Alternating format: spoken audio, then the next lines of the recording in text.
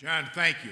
I am grateful for your friendship and for your leadership, not just in the vision and the energy that framed, structured, and carried out this institution, which has become an absolutely imperative global venue, but also for our personal friendship over the years and your generous introduction. Ladies and gentlemen, I have, as John noted, a deep appreciation for the International Institute for Strategic Studies. As John mentioned, I was present at the creation of this conference, and I am so pleased and proud and particularly hopeful to see how much this institution has grown over the years and how truly relevant it has become in the world. My perspective is different today from when I first spoke at the first Asia Summit in 2002, but my message today about the Asia-Pacific region's critical importance is similar to the message that I gave 12 years ago. The first decade of this new century has reaffirmed that this region is becoming the center of gravity for the world's population, global commerce, and security. My understanding of the region is based on some firsthand exposure to both its perils and to its promises. I learned early in my life that America is a Pacific nation. The first ocean I ever saw was the Pacific Ocean. And I learned that U.S. security was tied to the security of others in this region. As a child, I heard my father, a veteran of World War II, speak of flying in B-25 bombers as a radio operator tail gunner in the South Pacific Theater. I recall when war broke out on the Korean Peninsula in the early 1950s, he was called up from the reserves. Although he did not deploy, many from small towns across Nebraska did go to the Korean Peninsula. Eventually, my turn came to serve our country. As a young soldier in the United States Army, I volunteered along with my brother Tom to fight in the Vietnam War. I had little insight into the decisions or the politics or global affairs at the time. What were the decisions about that sent American troops to Vietnam? I was simply doing my duty. But out of that experience, I learned how important it would be for America to engage wisely in Asia and throughout the world. In the years that followed my service, I saw the region's promise up close as a businessman, president of the World Service Organizations, the USO, and a United States Senator. As president of the USO, I witnessed America's security role in its partnerships in the Pacific with our bases in South Korea, Japan, Okinawa, as well as the U.S. territory Guam. When I co-founded a cellular telephone company in the early 1980s, my business partners and I traveled to Beijing, Tianjin, and Guangzhou. We traveled to China to market this new technology. I was impressed by the skill, the motivation, and the hard work of the young Chinese technicians and engineers we met across the country during our visit. It became very clear to me that China had the potential to build a strong and dynamic economy in the years ahead. Returning to China in the late 1990s as a U.S. Senator, I saw how China's growth had created a new, more hopeful economic path for its citizens. Trade between the United States and China had fostered understanding and mutual respect, building bridges between people, and helping cement a stable relationship, a relationship used to deal with other big issues, which all other issues could be discussed. In 1999, I saw the same thing in Vietnam when I returned with my brother Tom more than 30 years after we had served together in 1968. I then also returned to Australia. As a U.S. Senator, I visited many nations in the Asia-Pacific region. What I took away from all these experiences was a firm belief that the arc of the 21st century would be shaped by events here in Asia. America has been a Pacific power for more than 2 centuries. Our ties to the region, economic, cultural, and security, are unbreakable and broadly supported by Americans of both political parties. However, these long-standing bipartisan ties need to be renewed and reinvigorated. They need this after a decade of war in the Middle East and in Central Asia. For these reasons, when I left the United States Senate in 2009, it was apparent to me that the U.S. would need to rebalance its capabilities and resources toward the Asia-Pacific region. As it was winding down from 2 wars and complications and reviewing its global interests and responsibilities around the world. This rebalancing should not, however, be misinterpreted. The U.S. has allies, interests, and responsibilities across the globe. The Asia-Pacific rebalance is not a retreat from other regions of the world. Nevertheless, the world is undergoing a time of historic transformation, and Asia is at the epicenter of that change. The 21st century will be defined by the rise of new powers, the rapid spread of information, goods, and technologies, innovation and economic integration, new security coalitions that will take on shared challenges, issues of trade, energy, and the environment, and greater opportunities for all people of all nations to have a voice in shaping their own futures. With this incredible promise come complications and challenges. In Asia, we see a range of persistent and emerging threats. These threats include North Korea's nuclear weapons and missile programs and its continued provocations, ongoing land and maritime disputes and conflicts over natural resources, the continued threat of natural disaster, the curse of poverty, and the threat of pandemic disease, environmental degradation, illicit trafficking in people, weapons, drugs, and other dangerous materials, including the proliferation of weapons of mass destruction, and the growing threat of disruptive activities in space and cyberspace. These are the challenges of the 21st century. This morning, I want to describe from my perspective as the Secretary of Defense for the United States what we can do together to meet these critical challenges. In particular, America and other nations of the Asia-Pacific must continue to strengthen existing alliances, forge new partnerships, and build coalitions based on common interests to ensure this region's future is peaceful and prosperous. In support of this goal, America is implementing a rebalance, which is primarily a diplomatic, economic, and cultural strategy. President Obama is increasing funding for diplomacy and development in Asia, including a 7% increase in foreign assistance in the Asia-Pacific region. The United States is providing new resources for regional efforts such as the Lower Mekong Initiative, which helps improve water management, disaster resilience, and public health. We've built strong momentum toward implementing a next-generation trade and investment agreement through the Trans-Pacific Partnership negotiations. We're fostering regional trade and investment through our work in APEC and our support to ASEAN. The Department of Defense plays an important role in securing the President's vision of rebalance.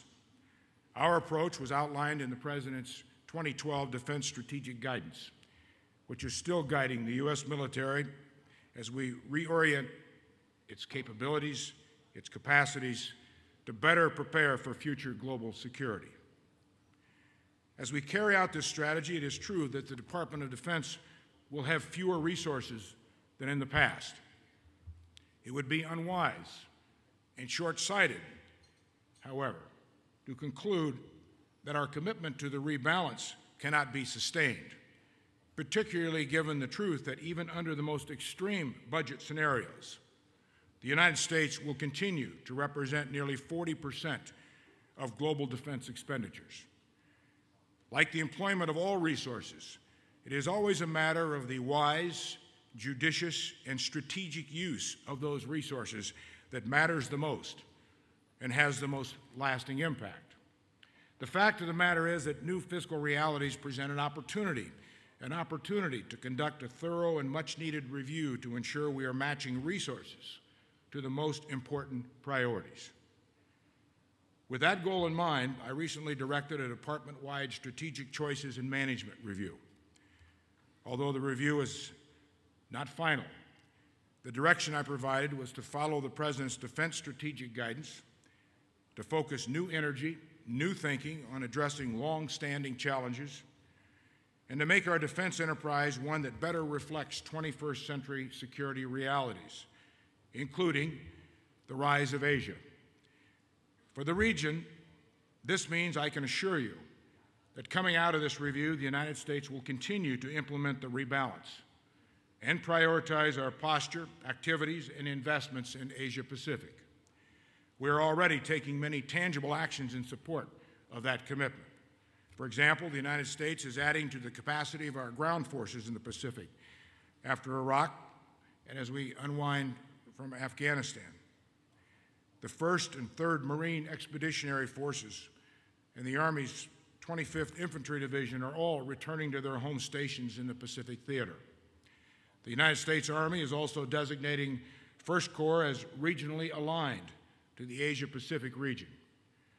In addition to our decision to forward base 60% of our naval assets in the Pacific by 2020, the U.S. Air Force has allocated 60% of its overseas base forces to the Asia-Pacific, including tactical aircraft and bomber forces from the continental United States. The Air Force is focusing a similar percentage of its space and cyber capabilities on this region. These assets enable us to capitalize on the Air Force's inherent speed, range, and flexibility. The United States military is not only shifting more of its assets to the Pacific, we are also using these assets in new ways to enhance our posture and our partnerships. For example, we are pushing forward with plans for innovative rotational developments in the region. Last year, we noted at this forum that the U.S. Navy had committed to rotating up to 4 littoral combat ships through Singapore. In recent weeks, the first of those ships, the USS Freedom, arrived to begin a busy schedule of regional maritime engagements. I look forward to visiting the ship tomorrow.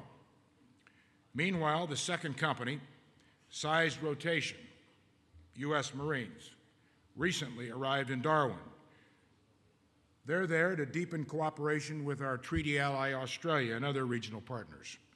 Eventually, 2,500 U.S. Marines will be deployed to Australia each year. America's enduring commitment to peace and security in the Asia-Pacific region depends on sustaining the ability to deter aggression and operate effectively across all domains, including air, sea, land, space, and cyberspace. Our 5-year budget plan submitted to Congress this year put a premium on rapidly deployable, self-sustaining forces. These forces, such as submarines, long-range bombers, and carrier strike groups, can project power over great distances and carry out a variety of missions. In the future, this region will see more of these capabilities as we prioritize deployments of our most advanced platforms to the Pacific, including the F-22 Raptor and F-35 Joint Strike Fighter deployments to Japan, and a 4th Virginia-class fast attack submarine forwarded to Guam. Even further over the horizon, we are investing in promising technologies and capabilities that will enhance our decisive military edge well into the future. For example, last month, for the first time, the U.S. Navy successfully launched an experimental remotely piloted aircraft from an aircraft carrier, ushering in a new era in naval aviation. Having achieved a series of technological breakthroughs in the directed energy area, next year, for the first time, the U.S. Navy will deploy a solid-state laser aboard a ship, the USS Ponce. This capability provides an affordable answer to the costly problem of defending against asymmetric threats like missiles, swarming small boats, and remotely piloted aircraft. Combined with new concepts, doctrine, and plans that integrate these new technologies and other game-changing capabilities, we will ensure freedom of action throughout the region well into the future. Our investments in Asia are not just about cutting-edge technology and platforms. They are also about cultivating deeper ties between our people and building a network of professional military personnel and security experts across the region. We've prioritized investments in people, including expanding the size and scope of our exercises in PACOM, allocating over $100 million in funding for joint exercises in the PACOM region, setting aside new funding for defense education that will allow us to significantly increase the number of students who can attend the Asia-Pacific Center for Security Studies in Hawaii. These investments in people, technology, and capabilities are critical to our strategy and to the region's peace and stability. Even more important is America's continued investment in our alliances and partnerships and the region's security architecture. Relationships, trust, and confidence are what matters most to all people, all nations, including this region. America's partners must have confidence in their bilateral ties and alliances with us, in our commitments to them and to this region, including our treaty alliances. These remain essential to our long-term vision of regional peace and stability. That is why we've initiated processes with each of our treaty allies to define a new, forward-looking agenda based on enhancing security for our allies and partners, increasing the ability of militaries to work together seamlessly, and building their capacity to contribute to the region's security. With Japan, we have agreed to review the defense guidelines that underpin our alliance cooperation and are making substantial progress in realigning our force posture and enhancing alliance missile defense capabilities. With the Republic of Korea, we are working to implement the Strategic Alliance 2015 and discussing a shared vision for a more globally oriented alliance out to 2030. With Australia, we are expanding cooperation related to cybersecurity and space situational awareness. The U.S. and Australian navies recently reached an agreement to deploy an Australian warship in a U.S. carrier strike group in the Western Pacific, giving our naval forces new practical experience operating together cooperatively and seamlessly. With the Philippines, we are discussing an increased rotational presence of U.S. forces and helping the Philippine Armed Forces to modernize and build greater maritime capacity. And with Thailand, 6 months ago, we announced our joint vision statement, the first such bilateral document in over 50 years. Our allies are also working more closely together. And in this vein, we are encouraged by growing trilateral security cooperation between especially the U.S., Japan, and the Republic of Korea, as well as U.S., Japan, and Australia. The United States is also looking at trilateral training opportunities, such as jungle training between the U.S. and Thailand, that could also expand to incorporate the Republic of Korea. Similarly, the United States is working to build trilateral cooperation with Japan and India. Complex security threats facing the United States and our allies, which go beyond traditional domains and borders, demand these new approaches to alliance cooperation. And they also demand new and enhanced partnerships as well. Here in Singapore, I look forward to building on our new practical collaborations under the U.S.-Singapore Strategic Framework Agreement, which has guided security cooperation not only in this region, but in the Gulf of Aden and Afghanistan as well. With New Zealand, the signing of the Washington Declaration and associated policy changes have opened up new avenues for defense cooperation in areas such as maritime security cooperation, humanitarian assistance, and disaster relief. This week in Guam, a New Zealand Navy ship is visiting a U.S. naval facility, the first such visit in nearly 30 years. With the Vietnamese, we are expanding our cooperation, as set forth in a new Memorandum of Understanding in maritime security, training opportunities, search and rescue, peacekeeping, military medical exchanges, and humanitarian assistance and disaster relief. In Malaysia, we are expanding maritime cooperation, including the first ever visit to a U.S. aircraft carrier to Sabah. In Myanmar, we are beginning targeted, carefully calibrated military-to-military engagement aimed at ensuring the military supports ongoing reforms, respects human rights, and a professional force accountable to the country's civilian leadership. The United States is also working to enhance our partners' capacity to provide for their own security and the security of the region. Ultimately, the United States' goal in the region is to encourage allies to work together to design the next generation of platforms. With our closest and most capable allies and partners, we are already working to jointly develop and deploy cutting-edge technologies to tackle emerging security challenges. An important example of this cooperation is with India, one of the leaders in this broader Asia region, where we are moving beyond purely defense trade toward technology sharing, technology trade, and co-production. The world's largest democracy, India's role as a stabilizing power is of growing importance with the increase of trade and transit between the Indian and Pacific Oceans. The United States considers India's efforts to enhance its military capabilities as a welcome contribution to security in the region. Our vision for the Asia-Pacific region is an open and inclusive one. Along with India, other rising powers also have a special role to play in a future security order as they assume the responsibilities that come with growing stakes in regional stability.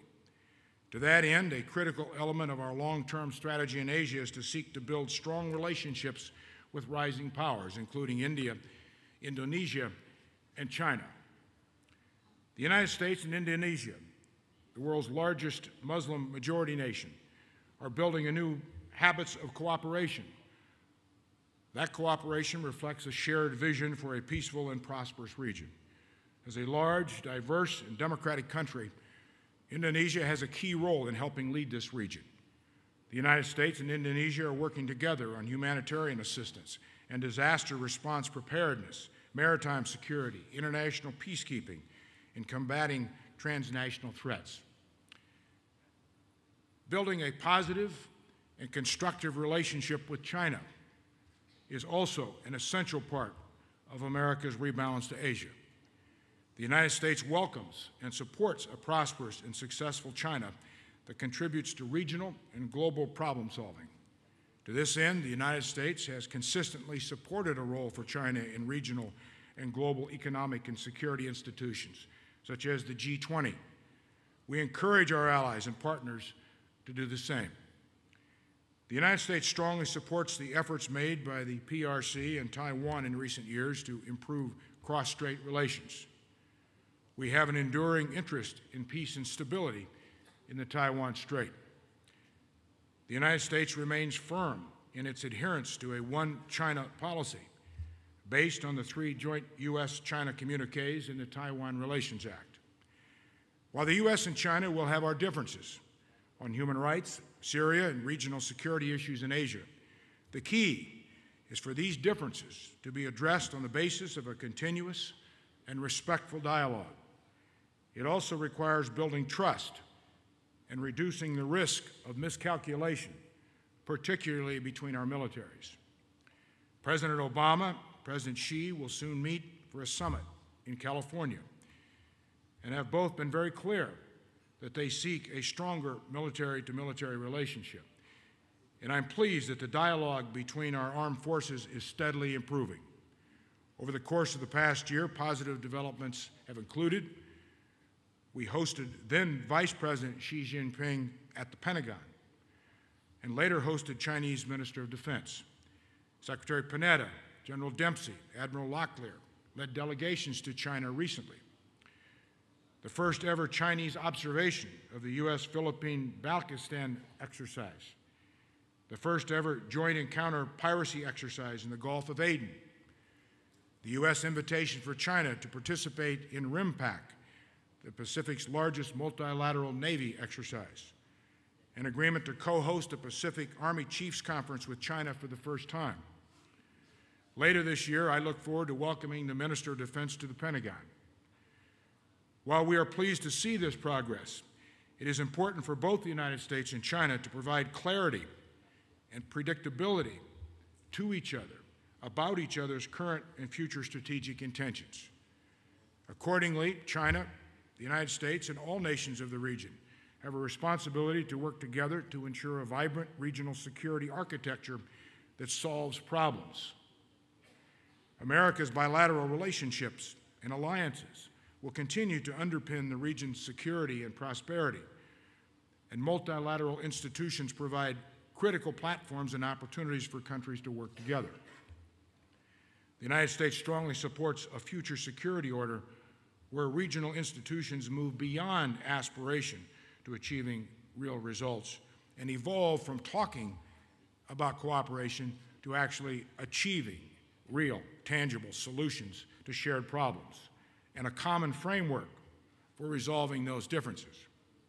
We are working toward a future where militaries can respond together, rapidly, seamlessly, to a range of contingencies such as providing immediate humanitarian assistance and disaster relief. ASEAN has set the stage for regional cooperation by developing a network of viable institutions. ASEAN nations play a critical role in this region's security and architecture, and it will continue to do so. In addition to the East Asian Summit and the ASEAN Regional Forum, the relatively new ASEAN Defense Ministers Meeting Plus, ADMM Plus, provides an important framework for nations in the region to pursue common security objectives. One encouraging example of tangible and practical security cooperation of the ADMM Plus is China, Vietnam, Singapore, and Japan co-hosting this month a humanitarian assistance, disaster relief, and military medicine exercise with Brunei. The United States will participate in this exercise and also conduct bilateral military medicine exchanges with our Chinese counterparts. The United States supports Asian nations taking the lead in pushing their regions toward greater cooperation, and I look forward to meeting with my ASEAN counterparts at the upcoming ADMM Plus Ministerial in Brunei later this summer. Our relationships with ASEAN nations are critical, and ASEAN leaders extend great hospitality to members of my government every year and work closely every day with members of my government. This weekend, in my meetings here in Singapore, I am reciprocating this hospitality, and I'm extending an invitation to ASEAN defense ministers to meet together next year in Hawaii. I believe this first ever U.S.-hosted meeting of ASEAN defense ministers will provide another opportunity for us to discuss a shared vision for a dynamic, peaceful, and secure future for the region. This future can only be realized if we work together to create an environment where all can prosper and succeed, and where coercion and conflict are put aside in favor of open dialogue. This requires a continued commitment to certain foundational principles that have enabled this region's success for generations.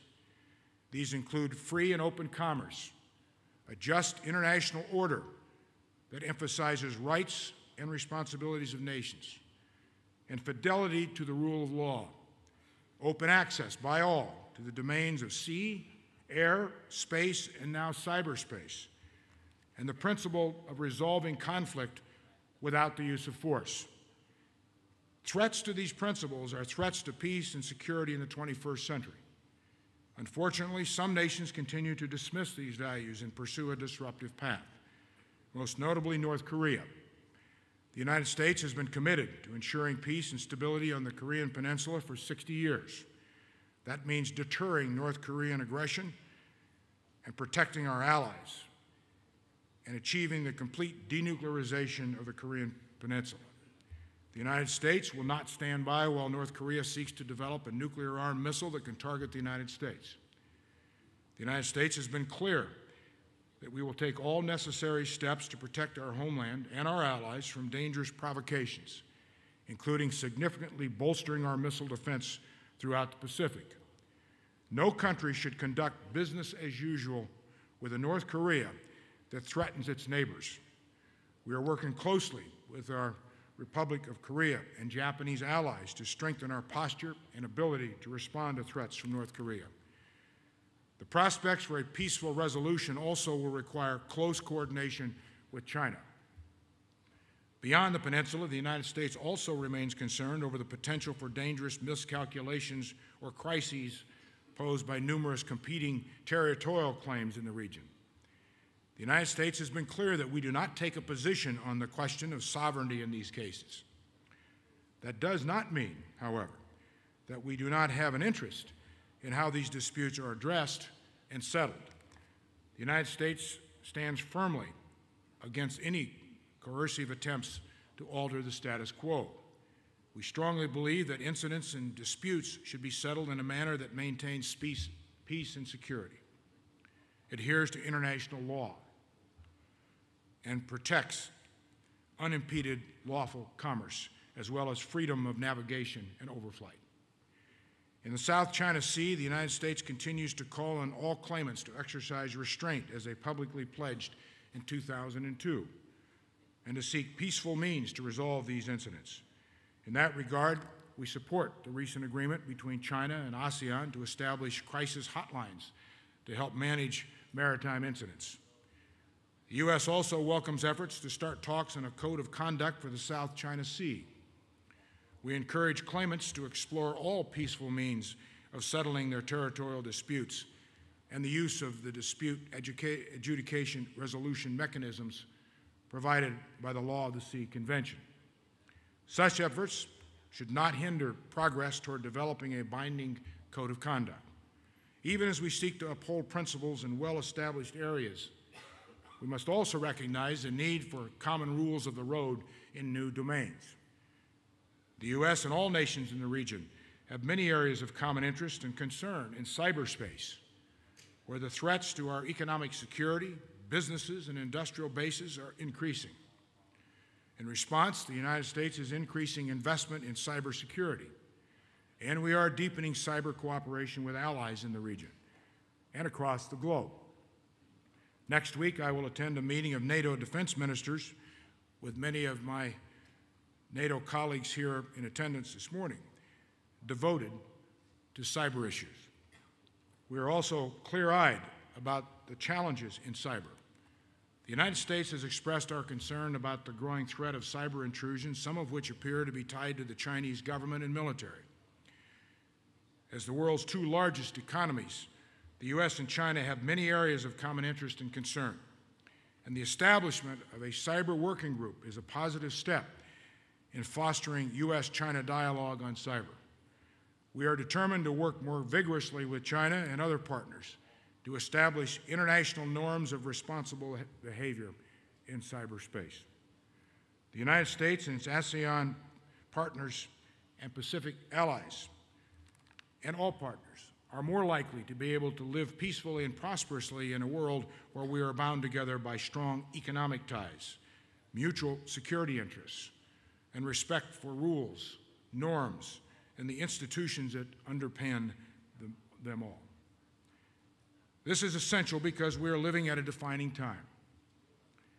For Americans, the words of Franklin Delano Roosevelt at his fourth inaugural on January 20th, 1945, echo even more loudly today when he said, "We have learned that we cannot live alone at peace, that our own well-being is dependent on the well-being of other nations far, far away. We have learned to be citizens of the world, members of the human community."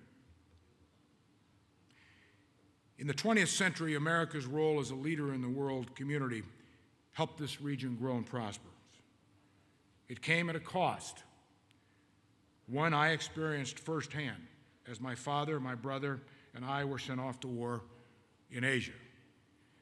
Many others here in this audience this morning from other nations across this region understand far better than I the high price so many have paid for the peace and prosperity we have enjoyed.